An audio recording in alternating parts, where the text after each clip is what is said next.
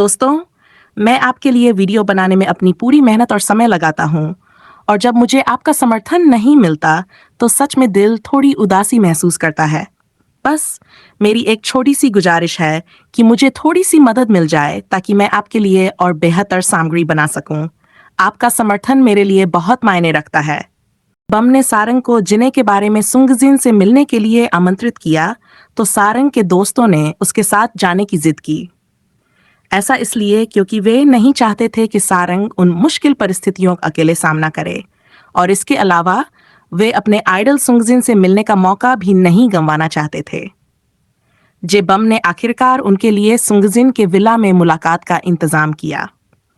वहां पहुंचने के बाद जैसे ही सारंग के दोस्त पर्यटकों की तरह व्यवहार करने लगे, जेबम को हल्की चक्कर सी आने लगी। हालांकि उन्हें दोष देना मुश्किल था।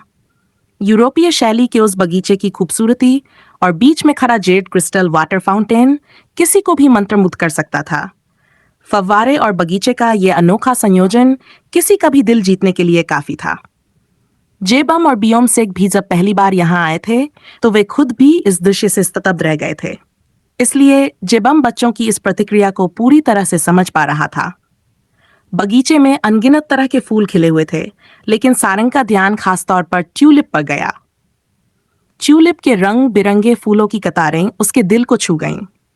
ट्यूलिप उसके हमेशा से पसंदीदा फूल रहे थे। जब वह जिने थी, तब उसके सामान पर ट्यूलिप के डिजाइन होते थे। उसके बैग, स्कार्फ और यहाँ तक कि उसकी नोटबुक भी ट्यूलिप के चित्रों से सजी होती थीं। उसके चाचा ने एक बार वादा किया था कि जब वह 20 साल की हो जाएगी, तो वह उसे एक ट्यूलिप फार्म गिफ्ट करेंगे। लेकिन दुर्भाग्य से वह दिन आने से पहले ही जिने का जीवन खत्म हो गया और वह सारंग बन गई। जब वह जिने थी, तो उसके ज्यादातर सामानों पर ट्यूलिप डिजाइन होते थे। छोटी छोटी चीजों में उसकी पसंद साफ झलकती थी। उसके चाचा ने उसे वादा किया था, जब तुम 20 साल की हो जाओगी, मैं तुम्हें एक ट्यूलिप फार्म गिफ्ट करूंगा। उस वादे की मिठास उसके दिल में गहराई तक बसी हुई थी। लेकिन किस्मत को कुछ और ही मंजूर था। इससे पहले कि वह दिन आता, जिने का जीवन पीछे छूट गया और वह सारंग बन गई। क्या तुम्हें ट्यूलिप पसंद है? सवाल के जवाब में सारंग ने बिना सोचे कहा, मुझे वे सबसे ज्यादा पसंद हैं। लेकिन जैसे ही ये शब्द उसके होंठों से निकले, उसे अपनी स्थिति का एहसास हुआ। उसकी नजरें अनायास ही सामने खड़े सुंगजिन की गहरी, मंत्रमुग्ध कर देने वाली आंखों से टकराईं। सुंगजिन, वह शख्स जिसने अपनी उपस्थिति मात्र से उसे बेद दिया था। वह इतना करीब खड़ा था कि सारंग की पीठ उसकी सख्त छाती से हल्के से छू रही थी। यह एहसास वैसा ही था, मानो उसने उसे नजाकत से गले लगा रखा हो। सारंग उसकी इतनी निकटता से चौंक गई और खुद को थोड़ा दूर करने की कोशिश करने लगी। लेकिन तभी सुंगजिन की आवाज ने उसे रोक लिया, गहरी, शांत और जानने की चाह से भरी आवाज। तुम जिने को कैसे जानती हो? सारंग को पहले से अंदाजा था कि वह यह सवाल जरूर पूछेगा। उसके दोस्तों ने भी तो यही पूछा था। इसी वजह से उसने वही जवाब दोहराया जो वह सबसे कहती आई थी। सुंगजिन ने कुछ पलों तक उसकी आंखों में देखा। उसकी नजरें साफ इशारा कर रही थीं कि वह उसके जवाब पर विश्वास नहीं करता। शायद वह जानता था कि यह सच नहीं है, लेकिन उसने कुछ नहीं कहा। वह चुपचाप इंतजार करने के लिए तैयार था, तब तक जब तक सारंग खुद उसे सच बताने के लिए तैयार न हो जाए। ठीक है, चलो, मुझे यकीन है कि तुम्हारे दोस्त हमारा इंतजार कर रहे होंगे, सुंगजिन ने बेहद सहजता से कहा और सारंग का हाथ थाम लिया, मानो उसके हाथों को थामना उसके लिए बिल्कुल स्वाभाविक हो। सारंग उसकी इस सहजता से स्तब्ध रह गई। उसके हाथों की गर्माहट ने उसे चौंका दिया था। यह गर्माहट इतनी वास्तविक और सुकून भरी थी कि कुछ पलों के लिए वह पूरी तरह जड़ हो गई। सुंगजिन को जब एहसास हुआ कि सारंग ने अभी तक कदम नहीं बढ़ाया है, तो उसने हल्के से उसकी ओर मुड़कर देखा। उसकी नजरें उसके हाथों की ओर इशारा कर रही थीं, मानो ये कह रही हों, आप। सुंगजिन ने उसके चेहरे की हल्की लालिमा देखी, तो उसके होंठों पर एक हल्की मुस्कान उभर आई। वह मुस्कान जो नजाकत से भरी थी और उसके दिल की धड़कनों को और तेज कर गई। क्या तुम चाहती हो कि मैं तुम्हें अंदर उठा कर ले जाऊं? सुंगजिन ने हल्के से छेड़ते हुए कहा। उसकी आवाज में एक शरारती नजाकत थी। सारंग ने छत से अपना सिर हिलाया। उसकी आंखों में हल्की झेंप थी, मानो वह खुद पर झुंझला रही हो। फिर वह उसके साथ कदम से कदम मिलाकर चलने लगी। जैसे ही वे दोनों हाथ पकड़े हुए लिविंग रूम में दाखिल हुए, वहां बैठे उसके दोस्त चौंक कर खड़े हो गए। उनकी आंखें बड़ी हो गई और उनके चेहरों पर हैरानी साफ छलक रही थी। हाथ, उनके चेहरों पर मिले जुले भाव थे, हैरानी, जिज्ञासा और हल्का सा ईर्ष्या।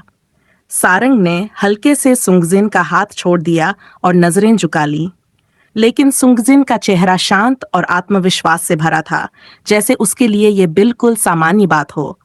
वह लिविंग रूम में खड़ा हुआ और हल्के से मुस्कुराते हुए बोला, मैं समझता हूं कि मैं सबको चौंका चुका हूं। उसकी आवाज ने माहौल को हल्का कर दिया, लेकिन सारंग का दिल अब भी तेजी से धड़क रहा था। जे बम ने बिस्कुट खाकर जैसे ही मुंह में रखा, उसकी हालत कुछ ऐसी हो गई जैसे वह अब कुछ पल का मेहमान हो। उसे देखकर सभी सकते में थे। बियोम से की आंखें चौड़ी हो गई जब उसने देखा कि उसके दोस्त ने एक महिला का हाथ थाम रखा था। अब उसे यकीन हो गया कि शायद उसे अब समलैंगिक नहीं कहा जाएगा। वह घबराए हुए चेहरे के साथ देखता रहा, जैसे उसे खुद पर यकीन न हो कि ऐसा कुछ घटित हो रहा है। सारंग ने झट से सुंगजिन के हाथ से अपना हाथ खींच लिया और बिना एक शब्द कहे अपने दोस्तों के पास दौड़ पड़ी। वह अपनी नजरों से झुकी हुई थी और हल्के से शर्माई हुई थी, मानो खुद ही समझ न पा रही हो कि वह क्या कर रही है। सुंगजिन ने उसकी तरफ देखा और हल्के से मुस्कुराया, मानो उसे अब यह समझ में आ गया था कि उसकी लड़की दूसरों के सामने उसका हाथ थामने में बहुत शर्माती है। मुझे उसे थोड़ा और प्रशिक्षित करना होगा। जब सारंग का हाथ उसकी पकड़ से चला गया तो सुंगजिन को खालीपन का एहसास हुआ। वह कुछ क्षणों के लिए खामोश हो गया, जैसे उसकी खुद की दुनिया थोड़ा टूट सी गई हो। हे भगवान, मेरी सबसे अच्छी दोस्त और मेरी आदर्श, वाह! चैनवू ने फैनगर्ल की तरह चीखते हुए कहा। उसकी आवाज में बहुत उत्साह था। वह पूरी तरह से अचंभित था, जैसे उसे विश्वास ही न हो रहा हो कि उसकी दोस्त अब किसी और के साथ इस तरह खड़ी है। वे बहुत अच्छे लग रहे हैं। ग्योन ने धीरे से सिर हिलाया, जैसे उसने अपनी सबसे अच्छी दोस्त को अपने आइडल के करीब जाने की अनकही मंजूरी दे दी हो। तुम क्या बकवास कर रही हो? वह अभी भी एक बच्ची है, जेसुक ने तड़पते हुए कहा, सारंग को उसके सामने मौजूद आइडल से दूर धकेलते हुए। सारंग, जो उन्हें चिढ़ाने के लिए घूर रही थी, अचानक हंसी में बदल गई। सारंग ने खुद से एक कसम खाई थी, वह किसी रिश्ते में तब तक नहीं पड़ेगी जब तक उसे जिने के बारे में सच न पता चल जाए। असल में सारंग के मन में छिपे जख्म उसके विचारों को बार बार कुरेदते रहते। असली सारंग की मौत के पीछे प्यार का नाम जुड़ा था और जिन्हें वह मीना के प्यार की वजह से गायब था। उसके दिल में यह सवाल बार बार गूंजता था, क्या वही इतिहास खुद के साथ दोहराएगा? मिस्टर सुंगजिन, क्या आप हमें बता सकते हैं कि आपने जिने के बारे में क्या पाया है? सारंग का स्वर अचानक गंभीर हो गया। लिविंग रूम में एक अजीब सा सन्नाटा छा गया। एक पल पहले जो लड़की चेरी ब्लॉसम की तरह शर्मा रही थी, अब वह पूरी तरह किसी और रूप में बदल चुकी थी। जे बम और बियोम सेक ने एक दूसरे की ओर देखा। उनके दिलों में एक ही ख्याल आया, यह प्यार शुरू होने से पहले ही खत्म होने जैसा लग रहा था। सुंगजिन ने एक पल के लिए उसे देखा। उसकी नजरों में वह पहली बार उस लड़की की जगह एक अलग, मजबूत इंसान को देख रहा था, जिन्हें के अलावा कुछ भी मायने नहीं रखता, उसने खुद से कहा और फाइल उसकी ओर बढ़ा दी। पुलिस से बचने के बाद वह पूरी तरह गायब हो गई थी, बियोम सेक ने उसे बताया। इलाके के सारे सीसीटीवी कैमरों को किसी ने छेड़ दिया था। 2 साल से कोई सुराग नहीं है। सारंग की आंखों में संदेह का साया झलका। भाग गई? तुम्हारा क्या मतलब है कि वह भाग गई? उस घोटाले के कारण पुलिस उसे गिरफ्तार करने आई थी, लेकिन रास्ते में वह भाग निकली। जेबम ने बात पूरी की। सारंग ने गुस्से में फाइल को नीचे फेंक दिया। यह बकवास है। जिन्हें ने मीना का दोष अपने सिर लेने के लिए खुद पुलिस को बुलाया था, तो वह क्यों भागेगा? जिन्हें पुलिस से नहीं भाग सकता। कमरे में बैठे हर व्यक्ति की आंखों में अनसुलझे सवाल थे। और सच तो यह है कि जिन्हें को गिरफ्तार करने वाले असली पुलिस वाले थे ही नहीं, वे सिर्फ नकली पुलिस वाले थे जिनका मकसद उसे धोखा देना था। सारंग के शब्दों ने कमरे की हवा को भारी कर दिया। तुम्हें कैसे पता? गेउन ने अविश्वास में पूछा। हाँ, फाइल में तो यही लिखा है कि पुलिस उसे ले गई। फिर तुम इतनी पक्की कैसे हो सकती हो? जेसुक ने कड़े स्वर में कहा। सारंग ने गहरी सांस ली, अपनी गलती का एहसास करते हुए। क्योंकि जिनेह ने मुझसे संपर्क किया था, उसने अपहरणकर्ताओं से भागकर मुझसे मदद मांगी थी। सुंगजिन ने अपनी नजरें उससे नहीं हटाईं। उसके भीतर हलचल थी, जैसे उसने सारंग के हर शब्द में छिपा दर्द और गुस्सा महसूस किया हो। सारंग ने हल्की झुंझलाहट और थकान के साथ कहा, ठीक है, मैं तीसरी मंजिल पर रह लूंगी। बियोम सैक ने इसे सुनते ही धीमे से मुस्कुराते हुए सिर झुका दिया, मानो उसे वही जवाब सुनने की उम्मीद थी।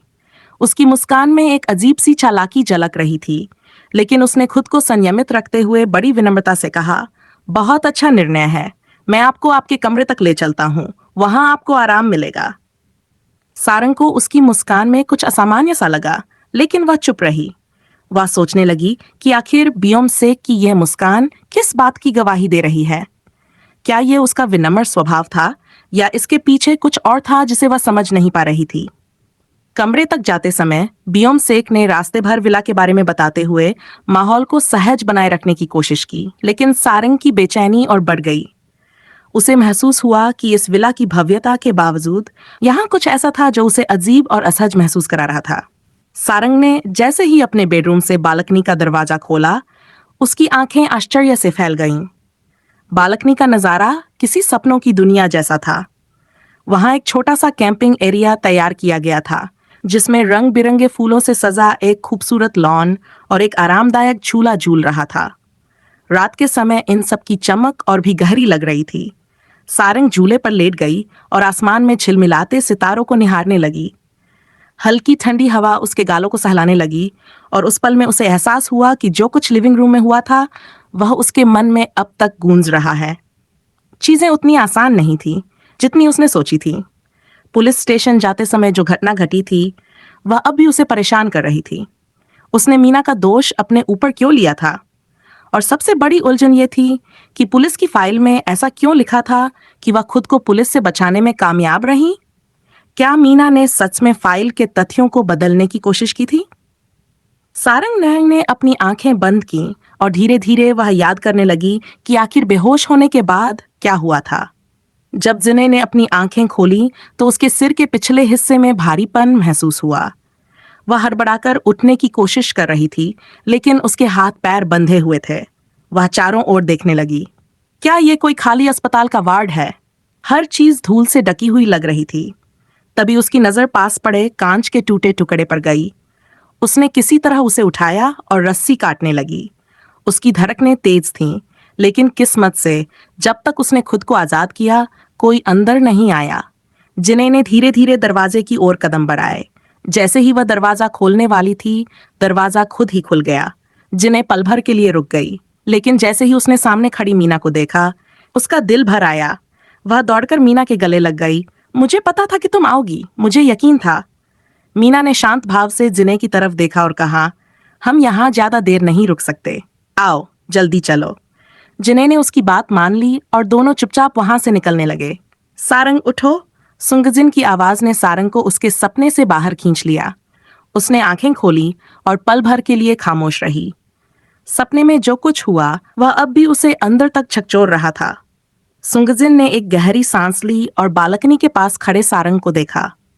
वह जानता था कि सारंग जिने के बारे में सोच रही है, लेकिन सवाल यह था कि सारंग और जिने के बीच ऐसा क्या रिश्ता था जो उसे इतनी गहराई से प्रभावित कर रहा था। जब सुंगजिन सोच में डूबा था, तभी उसने सारंग की नाक से हल्की सिसकी जैसी आवाज सुनी। उसके दिल में अचानक चिंता की लहर दौड़ गई। कहीं कुछ गलत तो नहीं हुआ? वह तुरंत उसकी ओर भागा। सारंग अब भी झूले पर सो रही थी, लेकिन उसकी आंखों के कोनों से आंसू बह रहे थे। क्या वह कोई बुरा सपना देख रही है? सुंगजिन के दिल में बेचैनी उठी।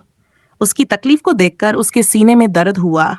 उसने सारंग को हल्के से पुकारा, सारंग, लेकिन उसकी आवाज का कोई असर नहीं हुआ। वह नींद में ही कुछ बड़बड़ा रही थी। क्या हो सकता है जो उसे इस कदर तोड़ रहा है? सुंगजिन ने धीरे धीरे उसके गाल थपथपाए, मगर सारंग की सिसकियां थमने का नाम ही नहीं ले रही थीं। आखिरकार सुंगजिन ने उसे झूले से उठाया और बेहद सावधानी से उसके कमरे तक ले गया। उसने उसे बिस्तर पर लिटाया और सिर के नीचे तकिया ठीक किया। सारंग उठो, उसने धीरे से कहा और उसकी पीठ पर सांत्वना भरा हाथ फेरा। सारंग अब भी रो रही थी। सुंगजिन का मन बेचैन था। वह डरा हुआ था। उसे लगा जैसे वह उसे खो देगा। इस तरह की बेबसी उसने कभी महसूस नहीं की थी। सब ठीक है सारंग, ये सिर्फ एक सपना है, उसने हल्की आवाज में कहा, जैसे अपने शब्दों के जरिए उसे सांत्वना देने की कोशिश कर रहा हो। मैं यहाँ हूं, सब ठीक हो जाएगा। थोड़ी देर बाद सारंग की सांसें धीरे धीरे स्थिर हो गईं, उसकी बेचैनी कम होने लगी। सुंगजिन ने राहत की सांस ली। उसने उसे ऐसे सोते हुए देखा और सोचा, तुम इस दर्द में क्यों हो? आखिर ये सब कुछ क्यों सह रही हो? सुबह होने तक वह उसके पास बैठा रहा, लेकिन उसे शर्मिंदा न करने के ख्याल से सूरज उगने से पहले ही अपने कमरे में लौट गया। सारंग ने जब अपनी आंखें खोली तो वह अचंभे में पड़ गई। वह बिस्तर पर थी। मैं यहां कैसे पहुंची? उसने खुद से सवाल किया। उसे याद था कि वह तो बालकनी के झूले पर सो रही थी। क्या मैं नींद में चलने लगी हूं? उसने हल्की मुस्कान के साथ सोचा। उसने फिर एक धुंधली सी याद को महसूस किया। क्या वह सुंगजिन की आवाज थी जो उसे सांत्वना दे रही थी? सब ठीक है, यह सिर्फ एक सपना है। ये शब्द अब भी उसके कानों में गूंज रहे थे, लेकिन क्या वह असल में था या महज सपना? बाद में सारंग और उसके दोस्त सुंगजिन के विला से निकल गए। उन्हें सुंगजिन नहीं मिला, बस ये सुना कि वह अपने काम पर निकल चुका है। चैनवू ने गर्व से कहा, मेरा आदर्श तो वाकई एक मेहनती इंसान है। शायद यही वजह है कि वह इतना करिश्माई है। सारंग ने बस सिर हिला दिया। लेकिन जब उसने नाश्ते की मेज पर सुंगजिन को नहीं देखा तो उसे एक अजीब खालीपन महसूस हुआ। दोपहर में लाइब्रेरी में बैठी सारंग अपने आने वाले परीक्षा के नोट्स तैयार कर रही थी। तभी उसका फोन बजा। स्क्रीन पर अनजान नंबर देखकर उसने अनदेखा कर दिया, लेकिन जब वही नंबर बार बार कॉल करने लगा तो उसने गुस्से में फोन साइलेंट कर दिया। इस बार मैं पूरे अंक लाऊंगी, उसने खुद से दृढ़ संकल्प लिया। उसे पता था कि पिछले 2 वर्षों में कंप्यूटर विज्ञान विभाग की शीर्ष स्कोरर मीना थी, लेकिन यह विचार उसे चुभने लगा। मीना? क्या मजाक है? सारंग ने खुद से कहा। उसे यकीन था कि मीना ने अपनी रैंक के लिए कुछ न कुछ गलत तरीके अपनाए होंगे, वरना यह संभव नहीं था। अगर जिन्हें यहां होती तो वह निश्चित रूप से शीर्ष स्कोरर होती। सारंग ने गहरी सांस ली और खुद से वादा किया, इस बार मैं विभाग के इतिहास को बदल दूंगी। सारंग ने आसमान की ओर देखा। सूरज डूब चुका था और रात का अंधेरा धीरे धीरे अपनी चादर फैलाने लगा था। उसने अपनी किताबें बंद की, बैग कंधे पर डाला और लाइब्रेरी से बाहर निकल गई। छात्रावास की ओर जाते हुए उसे अचानक याद आया कि उसका फोन साइलेंट मोड पर था। उसने तुरंत अपना फोन अनलॉक किया और स्क्रीन पर अनजान नंबर से आई 10 से ज्यादा मिस्ड कॉल देखकर ठिठक गई। आखिर कौन बार बार मुझे कॉल कर रहा है? उसने खुद से कहा। तभी पीछे से एक आवाज आई, एक जानी पहचानी लेकिन लंबे समय से अनसुनी। तुमने अपना फोन क्यों नहीं उठाया? सारंग ने चलते चलते रुककर उस दिशा में देखा। सामने खड़ा शख्स जाना पहचाना लग रहा था, फिर भी उसकी यादों के धुंधलके में कहीं खोया हुआ। उसने गौर से देखने के लिए अपनी पलकें कुछ बार झपकाईं। क्या तुम सच में मुझे भूल गई हो? उस शख्स ने चौंकते हुए कहा। तुम इस खूबसूरत चेहरे को कैसे भूल सकती हो जिसने तुम्हें जीतने पर ट्रॉफी दी थी? सारंग की याददाश्त जैसे जाग उठी। आह तुम, उसने कहना चाहा, लेकिन अनजाने में बोल गई, तुम बहुत विकृत हो। अपने शब्दों का एहसास होते ही उसने तुरंत अपना मुंह ढक लिया। क्या विकृत? शख्स जो अब तक शांत था आश्चर्य में भर गया। तुम्हारी हिम्मत कैसे हुई मुझे ऐसा कहने की? सारंग ने उसकी तरफ अपना फोन लहराया। रुको, क्या तुम ही थी जो मुझे बार बार कॉल कर रही थी? बिल्कुल, उसने गर्व से सिर हिलाया। तुमने वादा किया था कि तुम मेरे लिए खाना खरीदोगी। चलो चलते हैं। ये कहते हुए उसने सारंग का हाथ पकड़ लिया और उसे अपनी कार की ओर खींचने लगा। अरे रुको! सारंग ने विरोध करने की कोशिश की, लेकिन उसके कहने से पहले ही वह कार में धकेली जा चुकी थी। जैसे ही उसने कार स्टार्ट की, सारंग ने गुस्से में कहा, क्या तुम्हें लगता है कि यह सब करना अपहरण के बराबर नहीं है? उसने अपनी भौहें चढ़ाते हुए जवाब दिया, तुम्हें मेरा नंबर कैसे मिला? जिन चेन ने मुस्कुराते हुए कहा, यह तो बहुत आसान था। क्या तुम्हें नहीं पता कि मेरा परिवार एनएलयू के शेयर धारकों में से एक है? सारंग उसकी बात सुनकर झुंझला गई। इतने पैसे पर इतना गर्व क्यों? उसने मन ही मन सोचा। कुछ ही मिनटों में कार मोन्ट्रेसोर रेस्तरां के सामने आकर रुक गई। सारंग की आंखें चमक उठीं। यह वही रेस्तरां था जिसके बारे में उसने अपने सहपाठियों से बहुत कुछ सुना था। मोन्ट्रेसोर 2 साल पहले खोला गया था और इतनी जल्दी मशहूर हो गया था। इसके भोजन की गुणवत्ता और स्वाद की तारीफ तो होती थी, लेकिन असली वजह थी इसके आकर्षक मालिक जो एक प्रतिभाशाली शेफ भी थे। रेस्तरां के मालिक की खासियत सिर्फ उसका हुनर नहीं, बल्कि उसकी उदारता भी थी। वह हर महीने अनाथ बच्चों को रेस्तरां में बुलाकर शानदार भोजन का आनंद लेने का मौका देता था। जब सारंग ने पहली बार ये कहानी सुनी थी, तो उसके दिल को गहरा छू गया था। आज वह इस रेस्तरां में आकर बेहद उत्साहित थी, लेकिन उसके उत्साह की असली वजह थी, वह उम्मीद कर रही थी कि शायद आज उसे वह आकर्षक मालिक शेफ के रूप में दिखाई दे जाए। जिन चेन ने पहले ही अपने रेस्टोरेंट के कर्मचारियों को हिदायत दे दी थी कि वे उसे पहचानने का कोई संकेत न दें। उसने कहा था कि वह अपने खास दोस्त को यहाँ भोजन कराने के लिए ला रहा है और चाहता है कि सब सामान्य व्यवहार करें। सारंग ने अंदर कदम रखा और उसकी आंखें इंटीरियर डिजाइन पर ठहर गईं। ये किसी सपने जैसा था, ठीक वैसा जैसा उसने केवल फिल्मों में देखा था। जिन चेन ने अपनी सज्जनता का प्रदर्शन करते हुए कुर्सी आगे खिसकाई। महोदया, कृपया बैठें। सारंग ने हैरानी से उसकी ओर देखा, फिर अपनी बाहों को रगड़ते हुए कहा, ओह प्लीज, सज्जन बनने की कोशिश तुम्हारे लिए बिल्कुल भी उपयुक्त नहीं है। पास खड़े मैनेजर ने यह सुनकर लगभग अपनी फाइल गिरा दी। वह अपना हंसी रोकने के लिए सिर झुकाकर चला गया। मुझे पता है, जिनचेन ने मुस्कुराते हुए कहा और कंधे उचकाए। मैं बस एक बार ट्राई कर रहा था। वह उसके सामने बैठ गया और मेन्यू उठाया। बताओ, तुम्हें क्या खाना पसंद है? सारंग ने मेन्यू को देखा और उसके सिर पर चिंता की लकीरें उभर आईं। दरअसल मैं फ्रेंच खाने से ज्यादा परिचित नहीं हूँ। सच कहूँ तो मैं यहाँ पहली बार आई हूँ। जिनचेन ने उसकी उलझन भरी और थोड़ी शर्मिंदा सी सूरत देखकर ठहाका लगाया। चिंता मत करो, मैं ये सुंदर सज्जन तुम्हें फ्रेंच खाने का दीवाना बना दूंगा। सारंग ने माथे पर बल डालते हुए चारों ओर देखा और पूछा, कहाँ है? जिनचेन ने चौंकते हुए कहा, तुमने सुंदर सज्जन कहा, वह कहाँ है? सारंग ने गंभीरता से पूरे रेस्टोरेंट का मुआयना शुरू कर दिया। जिनचेन ने नाटकीय अंदाज में अपना दिल पकड़ लिया। वाह, किसी ने आज तक मेरा इस तरह अपमान नहीं किया। फिर वह वेटर को बुलाते हुए बोला, तुम्हें नहीं पता, लेकिन मैं तुम्हें दिवालिया करवा दूंगा। Lobster बिस्क, chicken sausage gumbo, कॉन्याक चिंगा, salmon soup, stake टारटारे, मोग। रुको, सारंग ने उसे हाथ उठाकर रोका। तुम्हें लगता है कि तुम ये सब अकेले खा लोगे? सुनो, खाना बर्बाद मत करो। ऑर्डर करने से पहले खा लो, फिर अगर भूख लगे तो और मंगवा लेना। उसने वेटर की ओर मुड़ते हुए उसे ऑर्डर रोकने का इशारा किया। और सुनो, सारंग ने जिनचेन को घूरते हुए कहा, मैंने इस रेस्टोरेंट के मालिक की उदारता के बारे में सुना है।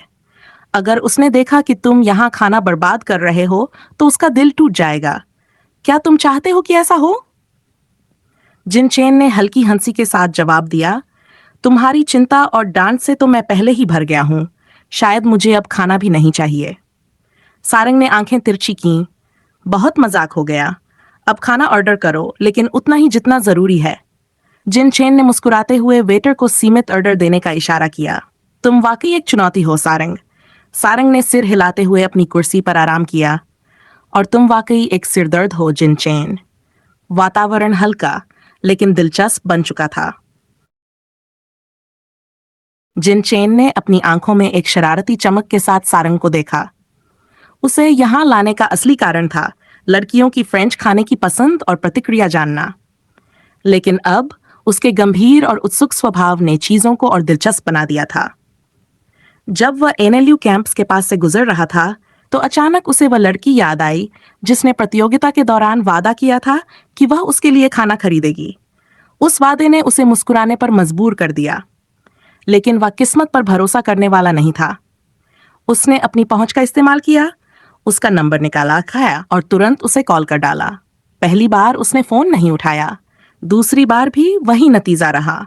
कॉल बार बार जाने पर भी कोई जवाब नहीं आया। जिनचेन का धैर्य जवाब देने लगा था, लेकिन तभी उसने लाइब्रेरी के दरवाजे से बाहर आती एक जानी पहचानी शख्सियत को देखा। सारंग अपने फोन में कुछ देखते हुए सीधे उसकी ओर बढ़ रही थी। उसका गुस्सा पल में शांत हो गया। उसने अंदाजा लगाया कि उसका फोन शायद साइलेंट मोड पर है। वह राहत की सांस लेते हुए उसके करीब गया और उसकी नजर में हल्की मुस्कान लेकर कहा, क्या तुमने अपने वादे को इतनी जल्दी भूलने की योजना बनाई थी? और अब यहाँ इस खूबसूरत रेस्टोरेंट के बीच वह लड़की उसकी उम्मीद से कहीं ज्यादा दिलचस्प साबित हो रही थी। सारंग की आंखें इधर उधर रेस्टोरेंट में घूम रही थीं, जैसे किसी चीज की तलाश कर रही हो। जिन चेन ने उसे गौर से देखा और फिर पूछा, तुम बार बार इधर उधर क्यों देख रही हो? किसी को ढूंढ रही हो क्या? सारंग ने पूरी मासूमियत से कहा, मैंने सुना है कि इस रेस्टोरेंट का मालिक बहुत खूबसूरत है और वो मुख्य शेफ भी है। क्या लगता है, क्या हम उसे देख सकते हैं? शायद वो किचन में होगा। जिन चेन ने उसकी बात पर हल्की सी भौंहा चढ़ाई। उसकी शरारत भरी मुस्कान पल भर में गहरी हो गई। तुम किसी अजनबी को क्यों ढूंढ रही हो? क्या तुम्हें नहीं लगता कि मैं यहाँ सबसे खूबसूरत आदमी हूँ? उसने अपनी भौहें नाटकीय ढंग से हिलाईं। सारंग ने उसे घूरते हुए जवाब दिया, क्या तुम मेरे लिए अजनबी नहीं हो? ओह, तुम ऐसा कैसे कह सकती हो? जिन चेन ने नाटकीय ढंग से अपना दिल पकड़ लिया। क्या तुम भूल गई कि मैंने तुम्हें उस दिन बचाया था? सारंग ने चुटकी लेते हुए कहा, सुधार करो, मेरे दोस्तों ने हमें बचाया। और सच कहूं, मुझे तुम्हारा नाम भी नहीं पता था और तुमने मुझे यहां अगवा कर लिया। क्या यह सच नहीं है? जिन चेन ने हल्का सा सिर झुकाया और नकली नाराजगी से कहा, अगवा करना? क्या तुम नहीं जानती कि मैं तुम्हारा नाम जानता हूं सारंग? और सुनो, मैं जिन चेन हूं, इस शहर का सबसे खूबसूरत आदमी। सारंग ने उसकी बात पर हल्के से मुस्कुराते हुए पूछा, क्या तुम्हें पक्का यकीन है? इससे पहले कि जिन चेन कुछ कहता, खाना परोसा जाने लगा। सारंग की नजर रंग बिरंगे और भव्य व्यंजनों पर पड़ी और उसकी भूख जाग उठी। लेकिन फिर वह अचानक रुक गई और हैरानी से बोली, मुझे याद है कि तुमने 4 या 5 व्यंजन मंगवाए थे, लेकिन यहां तो 10 से ज्यादा हैं। ये कैसे? जिन चेन का चाकू और कांटा हवा में ही रुक गए। वह भूल गया था कि वह किसी आम इंसान नहीं, बल्कि एक जीनियस के साथ खाना खा रहा था। थोड़ी जेंप के साथ उसने जवाब दिया, अरे मैंने ही ऑर्डर किया था। जो भी परोसा गया है खाओ और सवाल मत पूछो। उसने स्टेक का एक खूबसूरत टुकड़ा काटा और उसकी प्लेट में रखते हुए कहा, इसे चखो। सारंग ने एक निवाला लिया और उसकी आंखें चमक उठीं। मांस का स्वाद उसके मुंह में पिघल रहा था। ये इतना रसदार और स्वादिष्ट था कि उसने बिना कुछ कहे एक और टुकड़ा खा लिया। जिन चेन उसकी हर प्रतिक्रिया को गौर से देख रहा था, जैसे वह हर पल को अपने दिल में कैद कर रहा हो। उसकी संतुष्टि और खुशी ने उसे गर्व से भर दिया। ये उसकी मेहनत और रेस्टोरेंट के खास व्यंजनों का ही असर था। सारंग ने उसे देखा और मुस्कुराते हुए कहा, तुम क्यों नहीं खा रहे हो? क्या सिर्फ मुझे खिलाने का इरादा है? जिन चेन हंसते हुए बोला, मैं तुम्हारे चेहरे के हाव भाव देखकर ही तृप्त हो रहा हूं। सारंग ने आंखें तिरछी करते हुए कहा, बहुत बड़ा ड्रामा कर रहे हो। अब अपनी प्लेट उठाओ और खाओ। उन दोनों के बीच का यह हंसी मजाक रेस्टोरेंट के माहौल को हल्का और जिंदादिल बना रहा था। जिन चेन ने महसूस किया कि सारंग के साथ हर पल खास था। मेज पर रखे ज्यादातर व्यंजन खत्म हो चुके थे और सारंग ने सुकून की सांस लेते हुए मिठाइयों की ओर इशारा किया। मुझे नहीं पता था कि फ्रेंच व्यंजन इतने लाजवाब हो सकते हैं, लेकिन ये दोनों मिठाइयां, इनसे तो मैं बिल्कुल प्यार कर बैठी हूं। जिन चेन ने मुस्कुराते हुए प्लेट की ओर इशारा किया, ये रिलीजियस और चॉकलेट है। छोटी पेस्ट्री बंस जो अंदर से वेनिला क्रीम पेटिसियर से भरी हुई हैं, ऊपर से डार्क चॉकलेट गनाचे से लेपित हैं। और देखो, ये व्हीप्ड क्रीम का कॉलर है।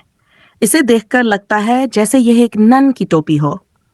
दूसरी प्लेट की ओर इशारा करते हुए उसने आगे कहा, और ये टार्टे और सिट्रॉन मेरिंग्यू है।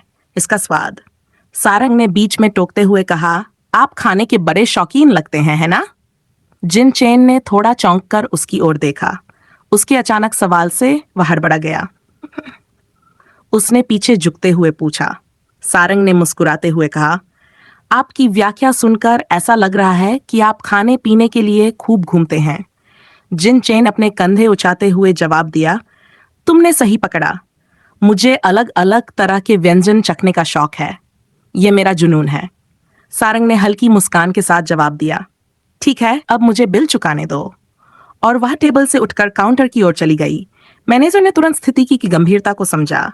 वह घबराकर जिन चेन के पास पहुंचा और फुसफुसाया, बॉस, क्या आप सच में उसे बिल भरने देंगे? वह लड़की है।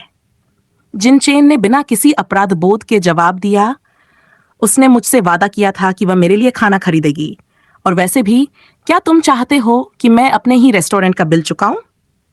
उसने मैनेजर को कड़ी नजर से देखा और फिर सारंग के पास चला गया, जो रसीदों को देखकर कुछ परेशान लग रही थी।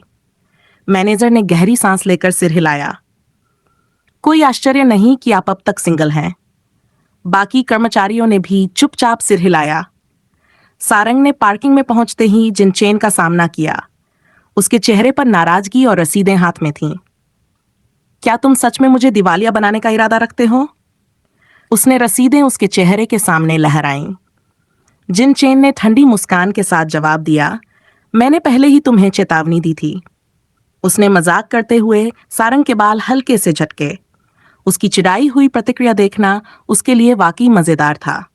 वास्तव में जिनचेन ने देखा था कि सारंग ने बिल का भुगतान अपने काले क्रेडिट कार्ड से किया है। उसने तुरंत समझ लिया था कि वह साधारण लड़की नहीं थी।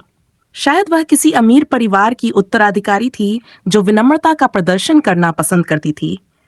लेकिन उसने अपनी धारणा को खुद तक ही रखा और उसे बिल चुकाने दिया। अचानक पीछे से एक जानी पहचानी आवाज सुनाई दी। ओह सारंग, यहाँ तुम। सारंग ने पीछे मुड़कर देखा। एरा और मीना उनकी ओर बढ़ रही थीं। उनकी उपस्थिति ने वातावरण को पल भर में गंभीर कर दिया। जिनचेन ने सारंग के चेहरे के भावों में बदलाव महसूस किया। उसकी ठंडी निगाहें और सख्त चेहरा ये साफ बता रहे थे कि वह इन दोनों लड़कियों को देखकर खुश नहीं थी। तुम यहाँ खाना खा रही थी? एरा ने चौंकते हुए कहा। क्या तुम्हारे पास इस रेस्टोरेंट में खाने के लिए पैसे भी हैं? मीना ने जिनचेन की ओर देखा और फिर उसकी कार पर नजर डाली। उसने तंज कसते हुए कहा, लगता है तुम्हें कोई अमीर बॉयफ्रेंड मिल गया है। सारंग ने ठंडे लहजे में जवाब दिया, क्या यह तुम्हारा कोई काम है? उसके शब्दों ने एरा और मीना को चुप करा दिया, लेकिन उनकी आंखों में गुस्सा साफ छलक रहा था। एरा ने गुस्से से कहा, तुम्हारी आवाज में ये अकड़ क्यों है? क्या यह तरीका है सीनियर से बात करने का? सारंग ने एक गहरी सांस ली और सीधे उनकी ओर देखा। हम कॉलेज में नहीं हैं और यह सार्वजनिक स्थान है। वैसे भी सम्मान मांगने की चीज नहीं है, यह कमाया जाता है। जिनचेन ने उनकी बातचीत को ध्यान से देखा। उसने महसूस किया कि सारंग के आसपास की हवा अचानक गंभीर हो गई थी। उसने उसकी तीखी आंखों और शब्दों में छिपी दृढ़ता को देखकर चुप रहना ही बेहतर समझा। मीना और एरा का चेहरा अब साफ तौर पर लाल हो चुका था, लेकिन इससे पहले कि वे कुछ और कहतीं, सारंग ने ठंडे स्वर में कहा, अगर तुम दोनों को और कुछ कहना है तो सीधे मुद्दे पर आओ। मुझे समय बर्बाद करने का कोई शौक नहीं है। सारंग का यह रुख न केवल जिनचेन के लिए चौंकाने वाला था, बल्कि मीना और एरा के लिए भी। उन्होंने एक दूसरे को देखा और बिना कुछ कहे वहां से चले गए। जिनचेन ने सारंग की ओर देखा और हल्की मुस्कान के साथ कहा, तुम्हारी ये सख्ती वाकई काबिले तारीफ है। सारंग ने उसकी ओर देखा और हल्के से मुस्कुरा दी। कभी कभी सही बात कहने के लिए कठोर होना जरूरी होता है। एरा ने नाराजगी भरे लहजे में कहा, अरे तुम तो अमीर और खूबसूरत दिखते हो, फिर तुम उस जैसी साधारण लड़की के साथ क्यों हो? उसकी आंखों में जलन साफ छलक रही थी। जिनचेन ने अपनी आकर्षक मुस्कान बिखेरी और एरा की ओर थोड़ा झुकते हुए हल्की आवाज में कहा, तुम्हें क्या लगता है मैं जिसके साथ रहना चाहता हूं, यह मेरा अपना फैसला है और मुझे नहीं लगता कि तुम जैसे किसी जोकर को इसमें दखल देने का हक है। एरा की सांसें रुक सी गईं। वह अपने चेहरे को छूते हुए बुदबुदाई कर, मैं? सारंग जो पास खड़ी थी चुपचाप मुस्कुराई और मजाकिया अंदाज में अपना अंगूठा ऊपर उठाया। मीना ने स्थिति को संभालने की कोशिश की और कठोर स्वर में कहा, वह तुम्हारे भले के लिए बोल रही थी। तुम शायद नहीं जानते कि यह लड़की कौन है। यह हमारी जूनियर है जिसे एनएलयू में पढ़ने के लिए एक प्रभावशाली परिवार ने प्रायोजित किया है। वह गरीब परिवार से है और बस तुम्हारा इस्तेमाल कर रही है। उसके मासूम चेहरे पर मत जाओ, वह बहुत चालाक है, तुम्हें सावधान रहना चाहिए। मीना ने अपनी बात खत्म की और अपनी भौहें सिकोड़ते हुए सारंग को देखा। वह अपनी कहानी में यकीन से भरी थी, लेकिन वह इस बात से अनजान थी कि जिनचेन ने सारंग को प्रतियोगिता के दौरान पुरस्कृत किया था और उसकी असली पहचान से वाकिफ था। सारंग हैरान रह गई। उसने अपनी आंखें मीना की ओर घुमाई और गंभीर आवाज में कहा, क्या तुमने जो कहा उस पर जरा भी सोचा है? क्या तुम जानते हो कि तुम किसके बारे में बात कर रही हो? उसकी आवाज शांत थी, लेकिन उसमें एक ऐसी शक्ति थी जो मीना को असहज कर गई। जिनचेन ने उस पल की गंभीरता को समझा। उसका चेहरा सख्त हो गया। वह चुपचाप मीना की ओर बढ़ा और एक ठंडे लेकिन दृढ़ स्वर में बोला, तुम्हें इस बात का अंदाजा भी है कि तुम किस पर उंगली उठा रही हो? मुझे कोई फर्क नहीं पड़ता अगर कोई मुझे इस्तेमाल करता है, लेकिन तुम उसे जज करने वाली कौन होती हो? उसकी परछाई के लायक भी नहीं हो। अगर मैंने तुम्हें दोबारा उसके बारे में बकवास करते सुना तो तुम्हें इसका अंजाम भुगतना पड़ेगा। जिन चेन की आवाज में इतनी गहराई और तीव्रता थी कि मीना के चेहरे से रंग उड़ गया। उसने घबराते हुए कहा, मैं तो बस। सारंग ने जिन चेन की ओर देखा और शांत स्वर में कहा, उसे जाने दो, इसके लायक नहीं है कि तुम अपना वक्त खराब करो। जिन चेन ने गहरी सांस ली और अपनी पकड़ ढीली कर दी। मीना खुद को संभालने की कोशिश करती हुई पीछे हट गई। एरा उसे सहारा देने के लिए आगे बढ़ी और गुस्से में बुदबुदाई, ये लड़के बहुत ज्यादा हैं। जिन चेन और सारंग चुपचाप अपनी कार में बैठे और वहां से निकल गए। मीना, जो अब भी सदमे में थी, गुस्से से चिल्लाई, ये सब उस लड़की की वजह से है, मैं उसे कभी माफ नहीं करूंगी। एरा ने उसके कंधे पर हाथ रखते हुए कहा, शांत हो जाओ मीना। क्या तुम भूल गई कि तुम्हें 2 साल बाद उससे मिलना है? क्या तुम वाकई अपना मूड खराब करना चाहती हो? मीना ने गहरी सांस ली और खुद को शांत किया। उसने बुदबुदाते हुए कहा, हाँ तुम सही कह रही हो, मैं इस बेकार लड़की की वजह से अपनी जिंदगी खराब नहीं कर सकती। उसने एक पल के लिए अपने आप को आईने में देखा, मुस्कुराई और बोली, मैं उसे दिखाऊंगी कि एक असली महिला कैसी दिखती है। जिन चेन ने सारंग के माथे पर हल्के से हाथ फेरते हुए मजाकिया लहजे में कहा, मुझे पता है कि मैं सुंदर हूं, इसलिए मुझे इतनी गहरी नजरों से घूरना बंद करो। सारंग ने अपनी भौहें चराई और गुस्से में अपना माथा रगड़ते हुए बोली, मैंने कभी नहीं सोचा था कि एक इतना सुंदर सा सज्जन सुंदर लड़कियों के साथ इतना असभ्य व्यवहार कर सकता है। जिन चेन ने उसकी बात पर हंसते हुए जवाब दिया, ओह प्लीज, उन जोकरों को सुंदर मत कहो जो खुद को पाउडर से ढक लेते हैं। और तुम देखो, तुमने कोई मेकअप नहीं किया है और फिर भी तुम सुंदर दिखती हो। उसने मुस्कुराते हुए उसकी ओर देखा और फिर हल्के से उसके गाल खींचे। हालांकि बदसूरत हो, लेकिन कोई बात नहीं, क्योंकि तुम मेरी दोस्त हो, और जब तुम मेरी दोस्त हो तो मैं किसी और को तुम्हें परेशान करने की इजाजत नहीं दे सकता। सारंग ने छल्लाते हुए उसका हाथ छटका और बोली, कौन तुम्हारा दोस्त बनना चाहता है? कार रोको, मैं यहां से उतर रही हूं। जिन चेन ने उसे चिढ़ाते हुए मुस्कान छिपाई और कहा, ठीक है, इतना गुस्सा मत करो। सारंग ने गहरी सांस ली और उसकी ओर घूरते हुए पूछा, क्या मैं तुमसे कुछ पूछ सकती हूँ? जिन चेन ने उसकी ओर एक शरारती नजर डाली और जवाब दिया, क्या तुम पहले से ही नहीं पूछ रही हो? जब उसने सारंग के चेहरे पर गुस्से की लकीरें देखीं, तो उसने तुरंत कहा, ठीक है, पूछ लो। सारंग ने थोड़ा हिचकिचाते हुए पूछा, तुमने मीना की बातों पर यकीन क्यों नहीं किया? जिन चेन ने हल्के से हंसते हुए जवाब दिया, ओह आओ भी, मैं इतना बेवकूफ नहीं हूं कि उसकी बकवास पर यकीन करूं। और फिर जिस दिन प्रतियोगिता हुई थी, मुझे पूरा यकीन है कि तुम्हें परेशान करने वाली वही थी, है ना?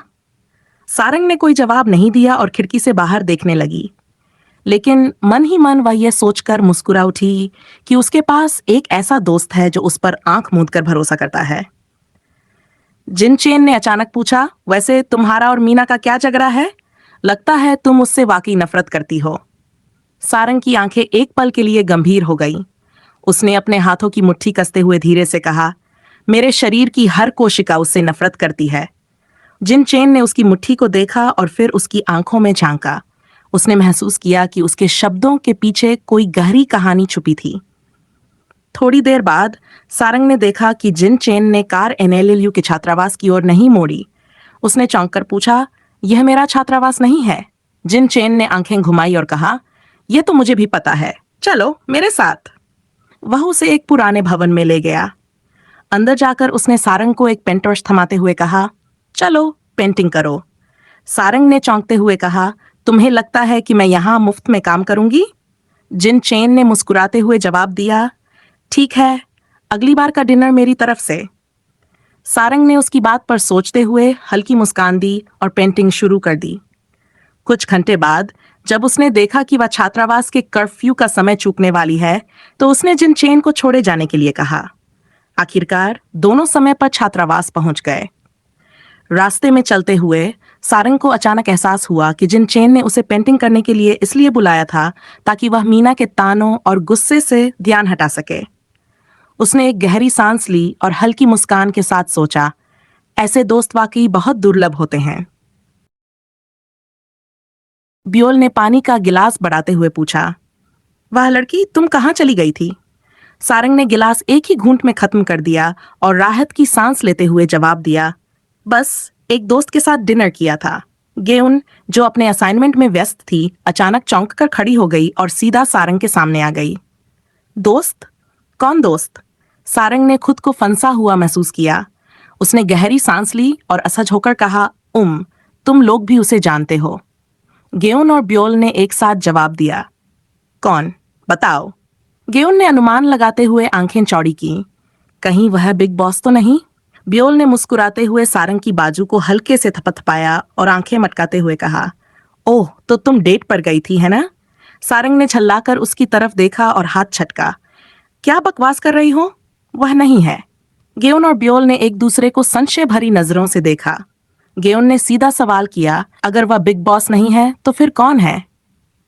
सारंग ने हार मानते हुए जवाब दिया, जिन चेन, वही लड़का जिसने प्रतियोगिता के दौरान मुझे ट्रॉफी दी थी। सारंग के जवाब से दोनों लड़कियां हैरान रह गई। एक पल के लिए कमरे में सन्नाटा छा गया, फिर दोनों की निगाहें मिलीं। ओह, ब्योल ने धीमे से कहा, तो बिग बॉस को टक्कर देने वाला कोई आ चुका है। दूसरी ओर मोन ट्रेसोर में मीना और ह्यूना शौचालय से मेकअप ठीक कर प्राइवेट रूम में दाखिल हुईं। अंदर का फ्रांसीसी डिजाइन और आरामदायक माहौल देखकर वे दोनों ठिठक गईं। कमरे के बीचों बीच दो आकर्षक पुरुष बैठे थे। एक ने सहज मुस्कान के साथ स्नेहिल व्यवहार प्रदर्शित किया, जिसकी आंखें मुस्कुराते समय अर्धचंद्राकार हो जाती थीं। दूसरी ओर दूसरा व्यक्ति ठंडे, भावहीन चेहरे के साथ बैठा था, मानो कह रहा हो, मुझसे बात करने की हिम्मत मत करना।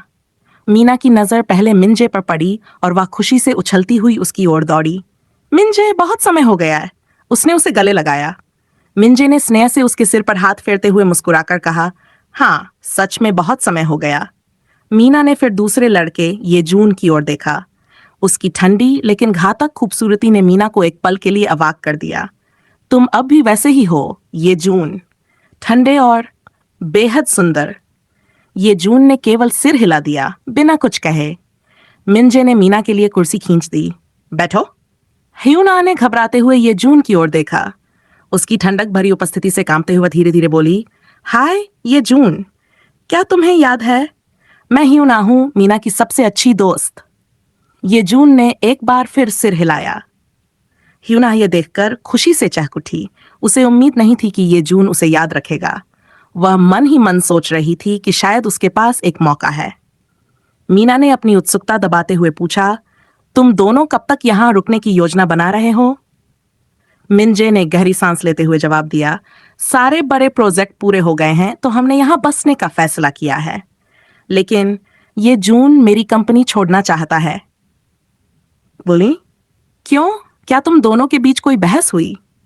मिंजे ने ना चाहते हुए कहा, नहीं, उसे नबी ग्रुप ऑफ कंपनीज में डायरेक्टर की पोजीशन ऑफर हुई है। वह अगले हफ्ते वहां शामिल हो जाएगा। मीना ने ठिठक कहा, ओह, लेकिन तुम दोनों एक टीम की तरह काम करते थे, क्या तुम उसे रोक नहीं सकते?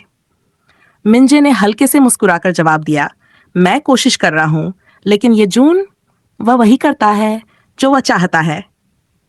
यूनाह ने धीमे स्वर में खुद से कहा, शायद यह मेरा मौका हो सकता है। मीना ने हल्की मुस्कान के साथ कहा, बुरा नहीं है। मुझे अब भी याद है तुमने ये जून से क्या वादा किया था। जब तक उसे नबी ग्रुप ऑफ कंपनीज में काम करने का मौका नहीं मिलता, तुम उसे जाने नहीं दोगे। उसने ठाका लगाया। मिंजे ने गहरी सांस ली और थोड़ी शरारत से कहा, मैंने मजाक में कहा था, लेकिन कौन जानता था कि यह आदमी इसे इतनी गंभीरता से ले लेगा। खाना मेज पर रखा गया और मीना की आंखों में ललचाहट दिखाई दी, लेकिन उसने अपनी छवि को बनाए रखते हुए खुद को खाने से रोका। मीना ने फिर मुस्कुराते हुए कहा, ये जून, मुझे अपनी आवाज सुनने दो, वरना मैं तुम्हें गूंगा समझ लूंगी। उसका अंदाज हल्का था, लेकिन यह भी दिखा रहा था कि ये जून हमेशा के लिए चुप रहता था। यही तो था, हमेशा का वही ठंडा और गुस्सैल स्वभाव। मिंजे ने चुटकी ली।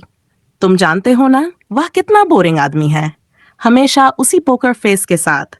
एक शब्द बोलने में भी उसे परेशानी होती है जब तक कि वह जिने के बारे में न सोच रहा हो। उसने मीना की प्लेट पर कटा हुआ मांस रखा, फिर अचानक उसका हाथ हवा में रुक गया। अभी भी जिने का कुछ पता नहीं चला? मिनजे ने मीना को घूरते हुए पूछा।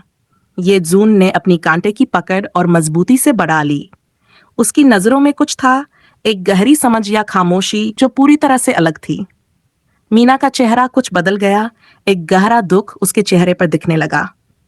उसकी आंखों में गहरी उदासी थी, और जब उसका प्रेमी किसी और लड़की का नाम लेता है तो उसकी चुप्पी बर्फ की तरह ठंडी लग रही थी। नहीं, हमने उसे हर जगह ढूंढने की कोशिश की, लेकिन हम उसे नहीं ढूंढ पाए।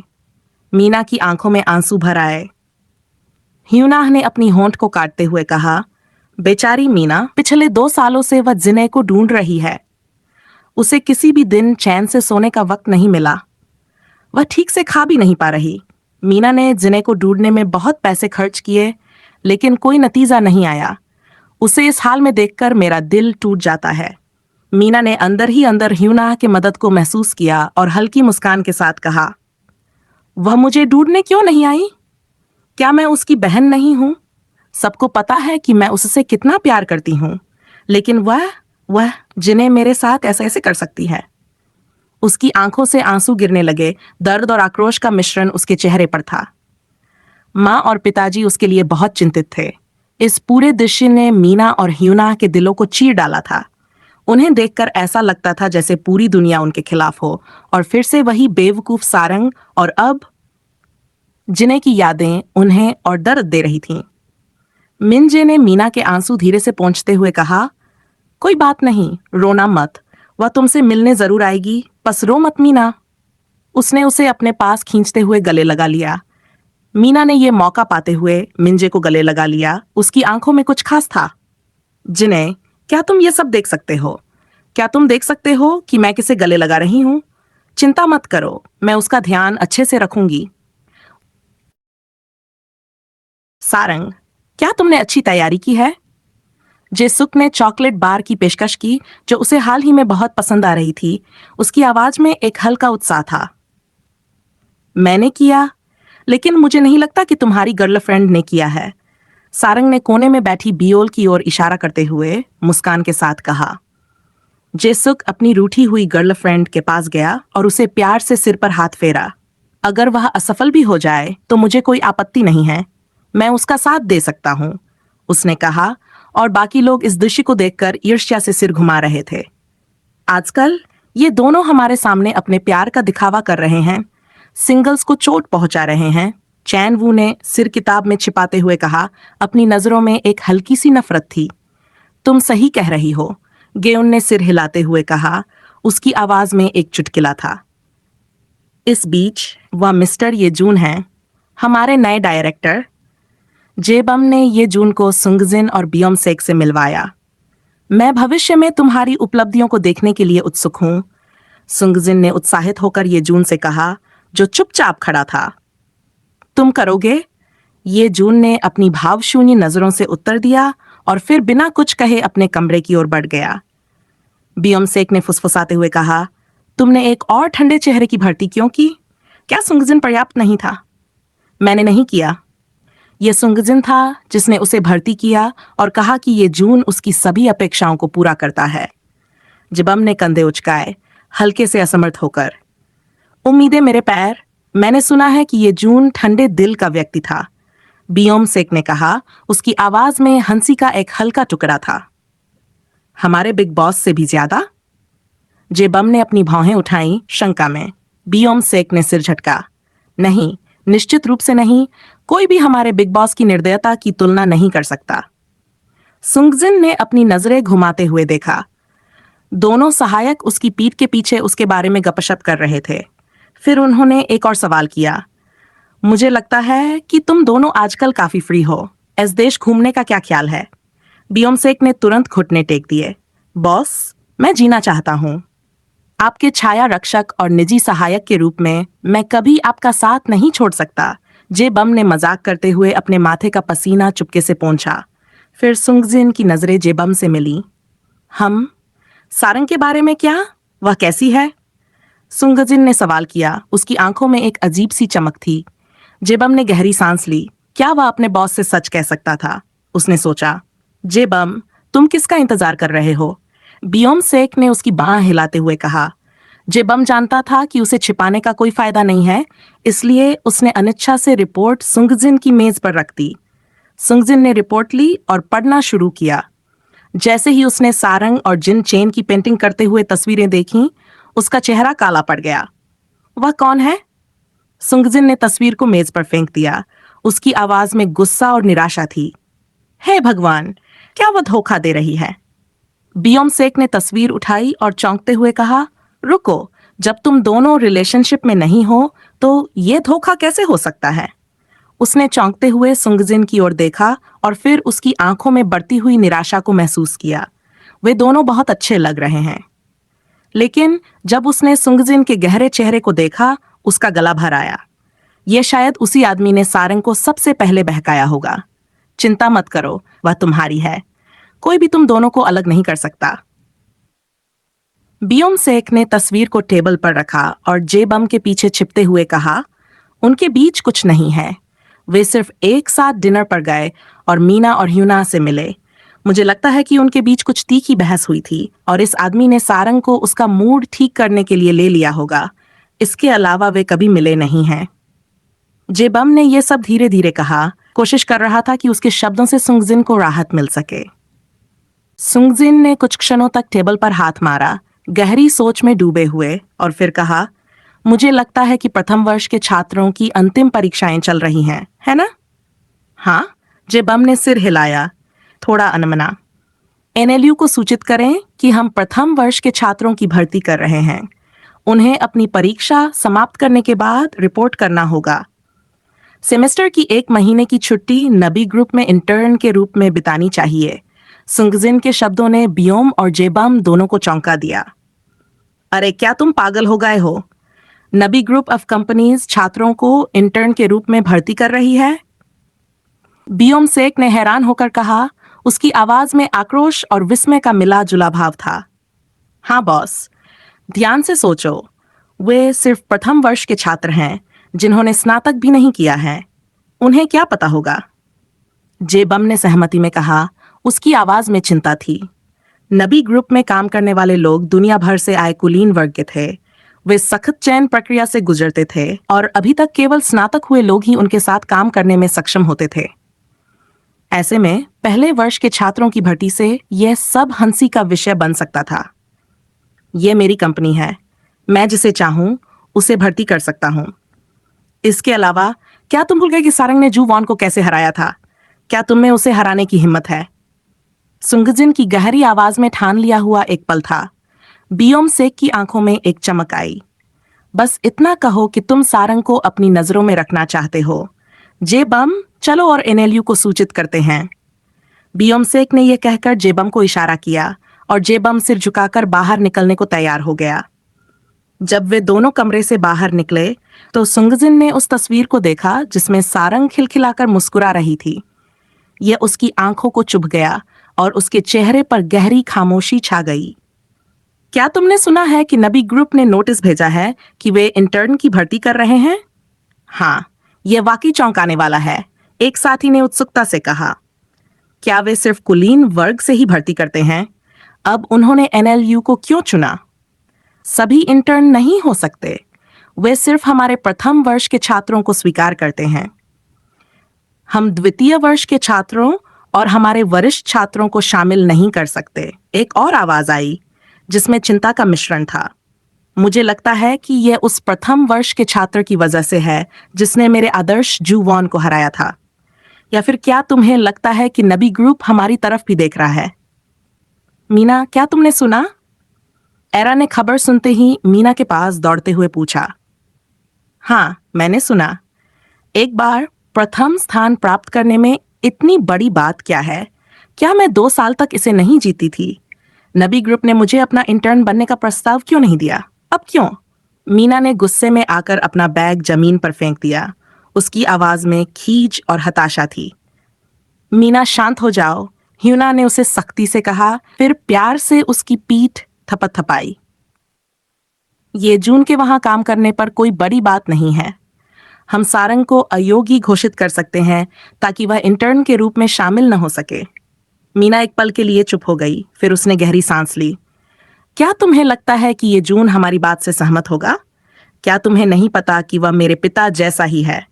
वह उस कुतिया जिने के अलावा किसी की नहीं सुनेगा, मिंजे की भी नहीं। मीना ने कड़ा अंदाज में कहा, उसकी आंखों में गुस्से और असहमति का भरा हुआ था। चलो कोशिश करते हैं, अब खुश हो जाओ। ह्यूनाह ने उसे उत्साहित करने की कोशिश की। आहा, मुझे लगता है कि अगर मुझे अपने आदर्श के साथ इंटर्न के रूप में काम मिल गया तो मैं खुशी से मर जाऊंगा। गेउन ने मजाक करते हुए ब्योल का कंधा हिलाया। रुको, तुम मुझे चक्कर में डाल रहे हो? ब्योल ने तुरंत कहा। उसकी आवाज में हल्का विरोध था, लेकिन उसकी आंखों में भी हल्की मुस्कान थी। इस बातचीत में हर एक शब्द में छुपी भावनाएं और इच्छाएं स्पष्ट थीं। मीना का गुस्सा, ह्यूना की तसल्ली, गेउन का हंसी मजाक और ब्योल का हल्का विरोध, सभी के बीच रिश्तों और जटिलताओं का एक मेलजोल था। ये छुट्टियां नबी ग्रुप्स में बिताऊंगी।